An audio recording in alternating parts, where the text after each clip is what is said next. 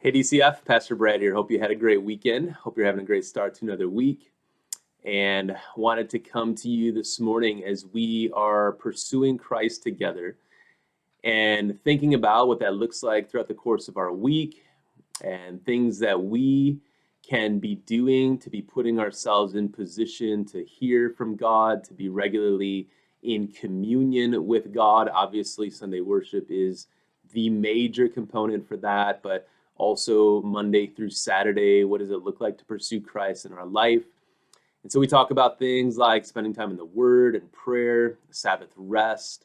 Today, I wanted to encourage you with something that has just kind of come across my radar this week, and that is investing in the next generation. And for some of you who are watching this, if you're parents of young kids, to be thinking very early on, what am I doing to teach my children the truths of God's Word?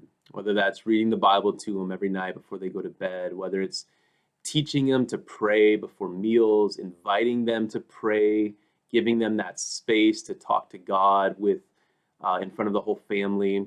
I just can't impress upon you enough how important it is to see that as a generational responsibility to pass down the truths of God's word. We see that most clearly in Deuteronomy 6 when the Shema is being recited um, by Moses before Israel. And he says, these truths you are to share with your children as you lay down, as you rise, as you walk along the path.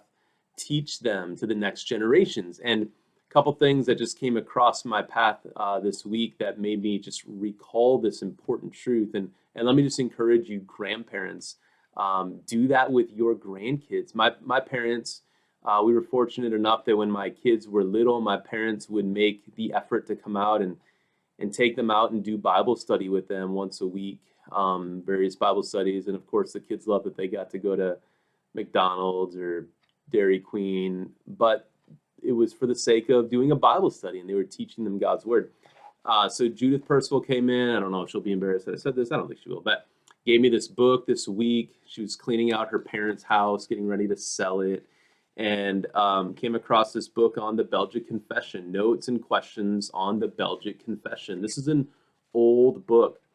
It smells old, you know that smell. It was her parents, possibly her grandparents, that got passed down as they were learning the Belgic Confession as kids, and it reminded me of this book, and I showed it to her when she gave it to me. This is a book from 1938. It was my grandfather's brother's catechism book as part of the Lutheran Church.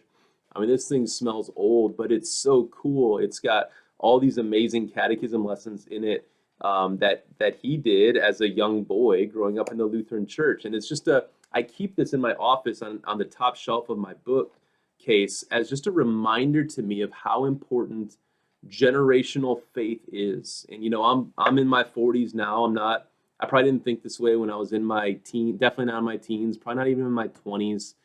Maybe started to in my 30s as I, was becoming a little bit of an older parent and thinking about generations and how important the generations are that have come before me and passed down the faith to my grandparents, to my parents that came down to me, and it's now my responsibility to pass it down to my children and my grandchildren, Lord willing, someday.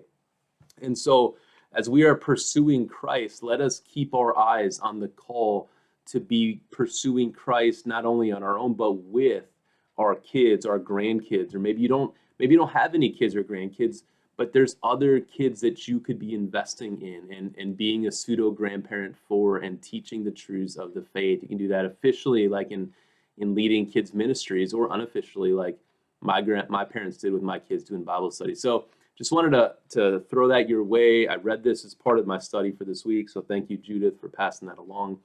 And so I'm coming to you today with Article 21 of the Belgic Confession. It is, I think it's appropriate to say, the high point. It is the doctrine that cannot be overstated in its importance. And you can say that certainly about each and every one of these things, right? They all fit together systematically. They all depend on what came before it. And flow into what follows it. And so none of them are unimportant or unessential links in the chain. But man, when you get to the atonement, and we're going to break this up into two parts because there's so much to say about it. I love how the second half of it just kind of bursts forth in praise, and we'll look at that part next week. So let me start. Article 21, the atonement. It says, "We believe that Jesus Christ is a high priest forever, according to the order of Melchizedek, made such by an oath." Okay, Melchizedek, he's in Genesis 11. We actually kind of skipped that passage when we were preaching through Genesis, and I don't want to say I regret it, but I had thought that we would preach through that and explain that. We'll get to it eventually when we preach through the book of Hebrews, because that's the other section where Melchizedek is talked about quite a bit, and Jesus is understood to be a priest in that order rather than in the order of Aaron, because Aaron, the priestly line from Aaron needed to be succeeded one generation after another. As one would die, another would step in. Their priesthood was not forever. It actually ceased even when Jesus Christ came. There was no longer priest serving from that line. Melchizedek was from a higher order. In fact, Abraham, when he returned with the splendor, the spoils and the plunder of rescuing his nephew Lot, he gave a tithe of all that he had to Melchizedek. That's how high and respected Melchizedek was as the king priest of Salem, which is Jerusalem. Okay, that was a lot of Melchizedek, but he's a high priest in that order rather than from the line of Aaron. And he was made such by an oath, and that he presented himself, Jesus Christ presented himself in our name before his Father to appease his wrath with full satisfaction. This is why the incarnation matters so deeply. This is why his sinless life matters so deeply. This is why the two natures of Christ matter so deeply. This is why the justice and mercy of God matters so deeply, because all of that had to be true in order that Jesus Christ could appear before his Father on our behalf in our name and satisfy the wrath of God with full satisfaction. How did he do it? He did that by offering himself on the tree of the cross and by pouring out his precious blood for the cleansing of our sin, as the prophet had predicted. So body and blood, the two elements that we celebrate in communion. He offered himself, his whole body, on the cross, and he poured out his blood for the cleansing of our sin. Without the shedding of blood, there will be no forgiveness of sin. It says that in Hebrews. I'm blanking on the chapter. Okay, and then it says, just as the prophets had predicted. What prophets? Well, here's one, Isaiah 53. This is one of the most beautiful, unbelievable passages in all of Scripture. 700 years before Jesus would come, here's what the prophet Isaiah said. "For it is written that the chastisement of our peace was placed on the Son of God, and that we are healed by his wounds.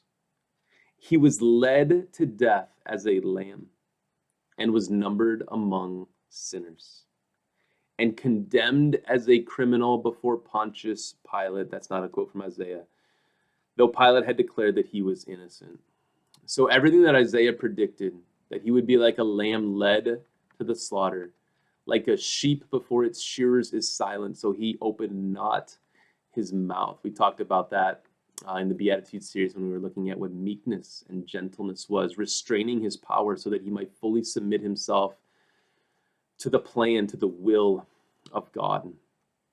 He did all of that, fulfilling what the Old Testament had prophesied. And here's the next paragraph. "So he paid back what he had not stolen." We stole. We were condemned as sinners, as thieves, trying to steal the glory of God for ourselves. We were condemned unto death, but he paid back our debt.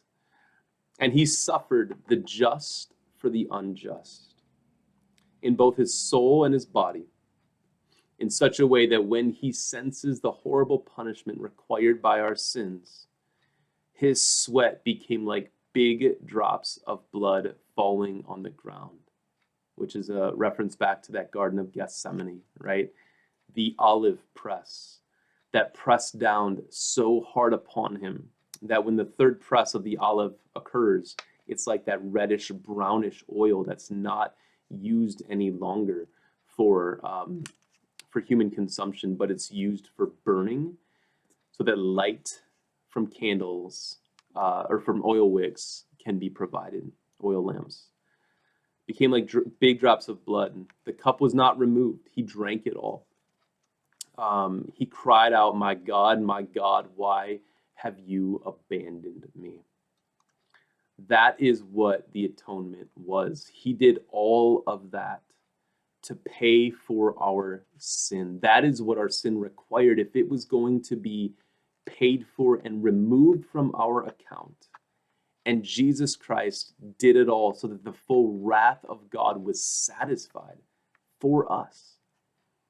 The atonement is an amazing, amazing doctrine that should leave us in awe and wonder of all that Jesus did for us. He endured all of that, the next line says, for the forgiveness of our sin. We'll reiterate that line and go into the second half of it next week. But the atonement and the cross, it is such a big deal that the Lord gives to us a continual sacrament by which to remember what he did as we partake of communion and the bread and the wine. For us as a church, we do that monthly. Some churches do it every week because it is such an important element of our worship and a means by which God extends his grace to us as we see how ugly, how offensive our sin was against God, that it required the death of God's own Son for it to be paid for. But praise be to God, he did it. He atoned for our sin. He made atonement for our sin, removing our sin from us because he paid for it on his own, removing it as far as the east is from the west. That is our Savior. That is our God. Hallelujah. What an amazing God we have. Have a great week loving and serving your King. We'll wrap up the second half of this article next week, Monday, and I'll see you on Sunday.